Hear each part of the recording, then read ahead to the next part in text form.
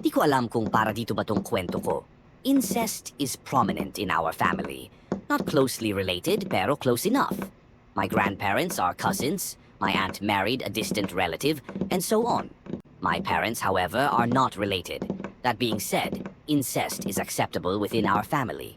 With that, our family also suffers from defects.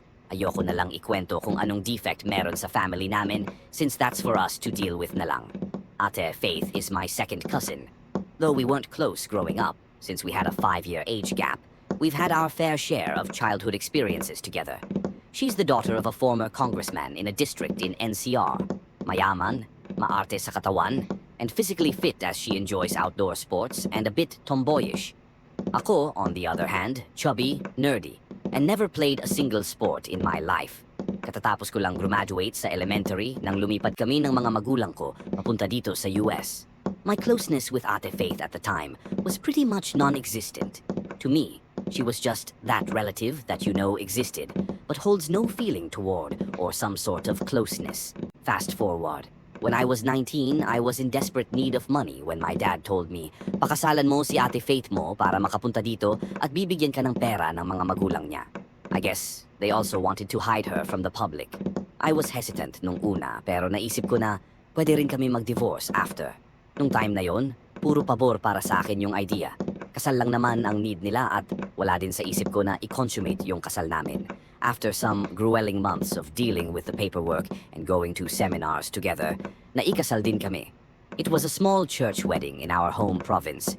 Everyone who attended was immediate family or distant relatives. The moment she showed up to the church, I was starstruck. She was more beautiful than I remember growing up. I still remember her plump cheeks, curly hair, and the way her voice shook as she spoke through the microphone while we exchanged our false vows. There was nothing ceremonious with our first kiss. It wasn't as gross as I thought it would be, but weird. We just let our lips touch, and that was the end of it. We rented a small resort for our reception, which was also where we spent the night. Back in our room, I remember how she hugged me and said, "You grew up to be a fine young man, Joshua." She then reached for my cheeks and lowered my head to hers.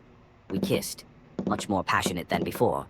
She then whispered to my ear, "Let me hold my end of the bargain." I looked at her with confusion. "Let's consummate our marriage." She smiled. My brain was still in shock while trying to process her words when she dragged my wrist and led me to the bed. I told her I was still a virgin, and she just smiled and said, "Follow my lead." Soon, we were naked, and she was grinding her hips against mine. She was my first and probably my last. This all happened 8 years ago.